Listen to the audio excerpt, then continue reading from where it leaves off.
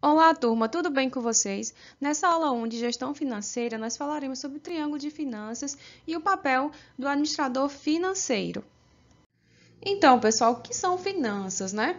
Nós estamos trazendo aqui o conceito de finanças conforme GITMA 2010. Então, finanças, o termo finanças pode ser definido como a arte e a ciência de administrar o dinheiro. Finanças diz respeito ao processo, às instituições, aos mercados e aos instrumentos envolvidos na transferência de dinheiro entre as pessoas, empresas e órgãos governamentais.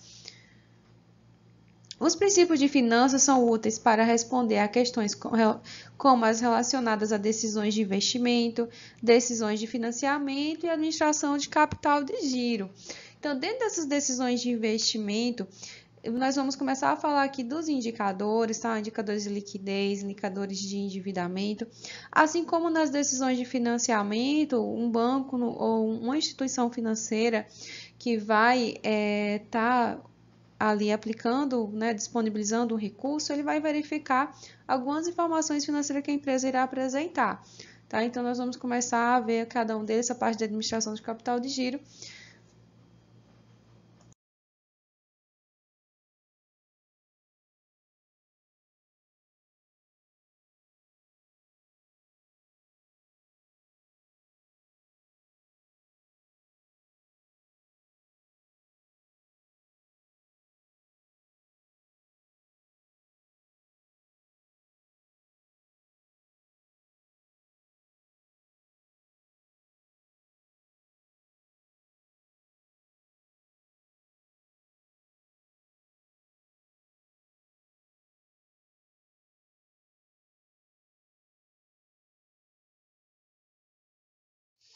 O triângulo de finanças ele é formado pela liquidez, pelo risco e pelo retorno. A liquidez refere-se à capacidade de pagamento da empresa. Então, está relacionada à capacidade que a empresa tem de gerar fluxos de caixa suficientes para honrar todos os seus compromissos assumidos nas atividades operacionais e também nas atividades de financiamento. O risco está relacionado à propensão ou aversão que o administrador financeiro tem em relação à tomada de decisão de investimentos. E o retorno é a capacidade da empresa de explorar todas as possibilidades de investimentos cujas receitas sejam superiores aos custos. Nós vamos falar aqui das funções do administrador financeiro. Então, os administradores financeiros são responsáveis pela gestão dos negócios financeiros de organização de todos os tipos, seja elas financeiras ou não, sejam de capital aberto ou fechada, grandes ou pequenas empresas, com fins ou sem fins lucrativos. Então, a administração das finanças, elas vêm, independente do tipo de organização, ela vai ter uma função ali fundamental para o prosseguimento, para a continuidade de toda e qualquer instituição. Precisa ser organizado ali seu fluxo de caixa, suas entradas, suas saídas, a organização das contas a pagar, das contas a receber. O administrador financeiro, os administradores, eles realizam as mais diversas tarefas financeiras, tais como planejamento, e a gente vê essa questão do planejamento, fazer um orçamento empresarial, a concessão de crédito a clientes. Então, o administrador financeiro vai estar ali dentro da empresa, que é uma empresa que precisa ofertar crédito, vai estar analisando se aqueles potenciais clientes realmente podem ser realmente clientes pagadores, bons pagadores. A avaliação de propostas que envolvam grandes desembolsos e captação de fundos para financiar as operações da empresa. Gitman 2010 traz que o administrador financeiro de hoje está mais ativamente envolvido com o desenvolvimento e a implementação de estratégias empresariais que têm por objetivo o crescimento da empresa e a melhoria de sua posição competitiva. Então, por isso a gente tem várias consultorias, vários serviços sendo ofertados, porque o administrador financeiro vai trazer essa visão de organização para a empresa, né? Essa visão de como deve estar estruturando o seu fluxo de pagamento, seu fluxo de recebimento.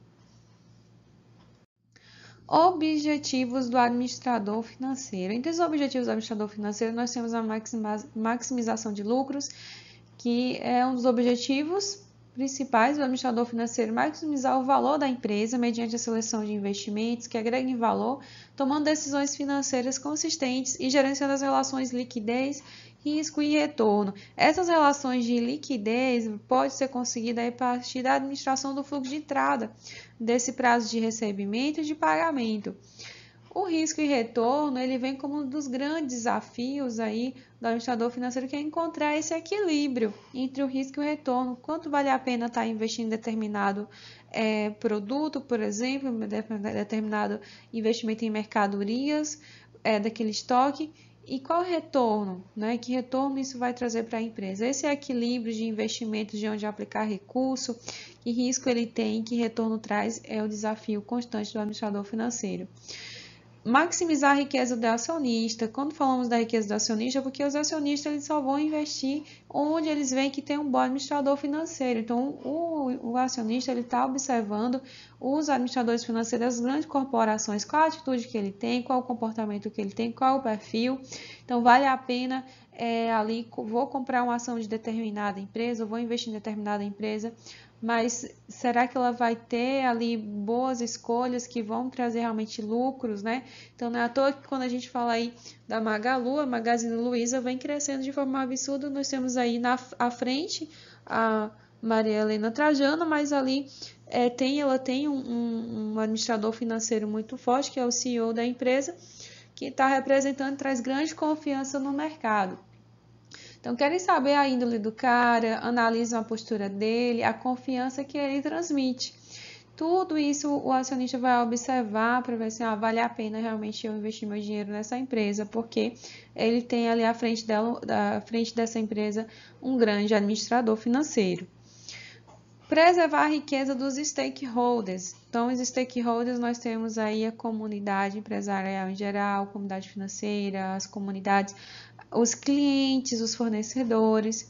Então, é preservar essa riqueza dos empregados. Os empregados, eles vão ser protegidos se tem um bom administrador financeiro ali fazendo aquela gestão. A atuação do administrador financeiro está aí, pelo menos nessas duas frentes, que é como tesoureiro, né, como principal administrador financeiro da empresa, e como controle. Tem como principal contador, na realidade, uma pessoa que vai estar ali atenta a todo tipo de movimentação, seja fiscal, seja a parte financeira da empresa. Então, o tesoureiro, ele costuma ser responsável por atividades relacionadas a capital, como planejamento financeiro e captação de fundos, tomada de decisões de investimento de capital, gestão de caixa, gestão de atividades creditícias, gestão de fundos de pensão e gestão de câmbio. O tesoureiro ele está ali vinculado a essa parte, vamos dizer assim, chamada do dia a dia da empresa. O controle lida com atividades contábeis, como a contabilidade empresarial, a gestão tributária, a contabilidade financeira e a contabilidade de custos.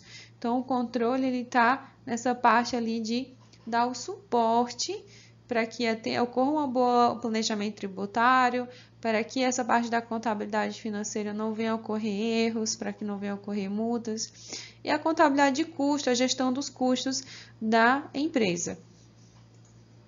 O foco do tesoureiro tende a ser mais externo e o foco do controle mais interno. Então, o foco do tesoureiro vai estar lidando, como eu falei, responsável por essa parte de planejamento financeiro, de captação de recursos, com o meio externo, a partir de conversas com acionistas, com grandes investidores. Análise das demonstrações financeiras. Nós iremos começar aqui nessa aula falando um pouco sobre esses métodos de análise. Então, os métodos de análise podem ser horizontal, que é chamada aí de evolução horizontal, nós vamos ter essa evolução, no caso, ano a ano. Vertical é a estrutura, então pega-se, por exemplo, o balanço patrimonial da empresa e observa-se ali do total de ativo circulante, quanto tem em estoque. Então, quanto do estoque, qual o percentual de recurso aplicado em estoque em relação ao ativo circulante, quanto de recurso tem em caixa. E quocientes, que é a análise por índices. Análise horizontal. Análise horizontal, ou evolução, ou histórica, tá? Pode vir é evolução ou desempenho dos diversos grupos de contas ou contas que compõem as demonstrações contábeis analisadas. Então, nós temos aqui, por exemplo, essa análise horizontal, temos aqui X1 é como se fosse o ano, X1 e X2. Em estoque, então temos aqui a conta estoque. Estoque no ano X1 era 20 mil, no ano X2 era 30 mil. Então, eu quero saber quanto foi que aumentou de estoque de um ano para o outro. Então, aqui a gente vai fazer uma regra de 3 simples. 20 mil era o 100% e os 30 mil é o que nós queremos saber. Então, nós encontramos aí que o estoque do ano X1 para o ano X2, ele aumentou em 50%. Da mesma forma aqui nós temos o passivo circulante, agora já o grupo todo passivo circulante, no ano X1 era 27 mil, no ano X2 é 40 mil, o que vai ocorrer aqui, 27 mil é 100% e 40 mil vai ser igual a X, logo o passivo circulante aumentou 48% no ano X2, certo? Então, nós vamos com essa análise de estar sempre vendo quanto aumentou de um ano para outro, sendo que aquele ano que vai ser analisado é o ano de referência. Nós iremos trabalhar ainda bastante aqui nesse conteúdo. Análise vertical ou estrutura é o estudo de comparações entre contas e subgrupos dentro das próprias demonstrações contábeis analisado. Então, procura-se obter o valor de cada conta ou de grupo de contas em relação ao valor global demonstrativo, ou ainda de cada conta em relação ao seu respectivo grupo.